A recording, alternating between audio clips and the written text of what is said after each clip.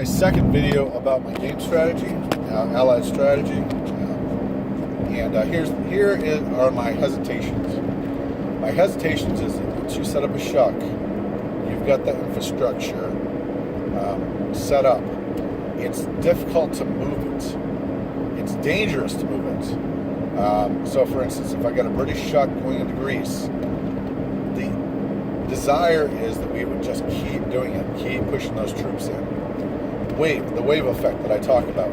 If you don't see a second wave, like Bombay never has a second wave. That means Bombay has nothing. You gotta have a second wave, or Bombay, the recapture of Bombay is a piece of cake. So you've got to have that wave effect, and the men keep going in there.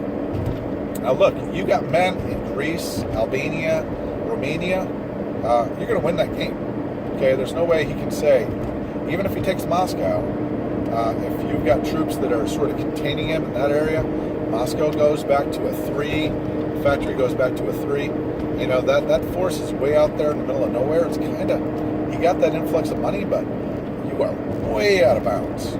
So if I can be nibbling at Greece, the Balkans area, if I can have free range over the western part of Europe and the northern part of Europe, I feel like that's a win. The problem is it doesn't thoroughly demonstrate, it doesn't convincingly, the possibility of you capturing a capital is not as great as if you, for instance, went with a med strategy, a floating bridge that General Hand Grenade talks about. This strategy is economically depressing the Axis, and they're not going to earn that money. They're not going to see that money. They're going to feel poor, and it's a long term. As opposed to, I'm going to try a shot at Rome, which I worked on that yesterday all day long.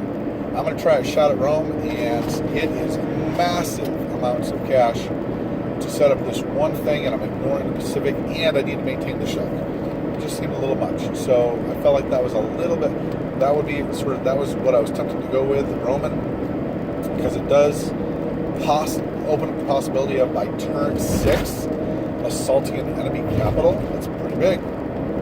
Knocking them out of the war, that's huge. I feel like this is safer. And if Italy is called upon to fight the Balkans campaign, they're going to take those men from northern Rome, send one guy in there, a doomed transport, and all of a sudden you've reduced his factory to 3. Awesome. Then he's producing most of his goods. In the south, that's only a 3. So then does he have to spend money to buy a major complex? You put him in a box. In the end, you're going to win that battle. But it is going to be turn 14, turn 15, not turn 9, turn 10. So I'm talking about a long game. It's not going to be quite as decisive.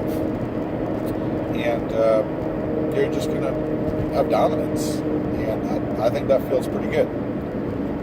I think you can save Moscow with this, especially if he does a J1 or a J2. We'll see about that. But if we don't save Moscow, we're going to retreat out of Moscow, and we should be able to contain him, slow him down at the same time that we're actually making incursions into Europe. And that's like I said, you got a fleet parked outside off Berlin, outside of in Western Germany. You got to defend so much, you're actually just going to give stuff up. Send a doomed transport down to grab southern France. He takes it back. Okay.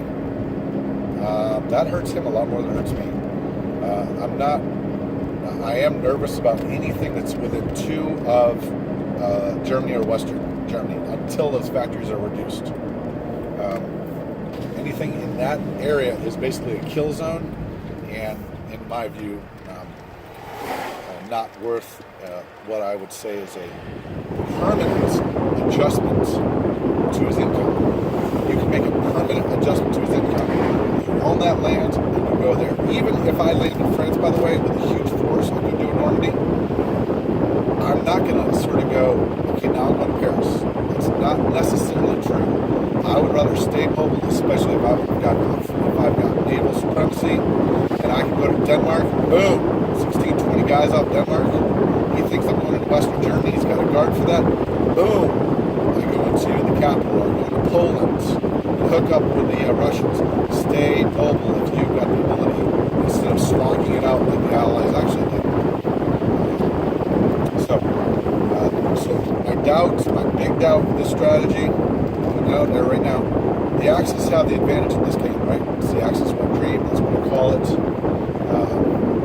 The Axis have the advantage. Most games are won by the Axis. If this guy's a decent player, if he's a closet genius, I'll probably lose. But I'm attacking his economics. I think this is sound doctrine. This is sound strategic doctrine. And I am putting him in a bad spot by parking a Navy right off Western Germany, putting a bomber fleet right in Norway. The big nervousness is, am I letting Japan get too much? Should be able to, with a Persian factory, that's not necessarily going north. That's the problem with dispersion. Our forces are dispersed. Not necessarily going north, because I don't see how it has a big effect on the north. I do want to keep Caucasus. I want to stay in Baghdad, Volgograd if I can, or retake him so that he's not producing troops there. But I'm about retaking Bombay, not defending it, at least not to the last man. So I should be able to contain the Japanese to within 60, 63. So if that's possible, if that happens, and I'm able to do the damage I want to with Germany, I think we're good. So, all right, this is economics, and that's what I'm going for. And if I can build those subs, park them off of C-Zone 6, turn 7, I'm happy. I'm a happy man. He attacks me, he takes him out. My next fleet of subs is coming in there to convoy him to death. That's the plan. Wish me luck. I'll be back to you with honest feedback, and I'm going to work to crack this nut.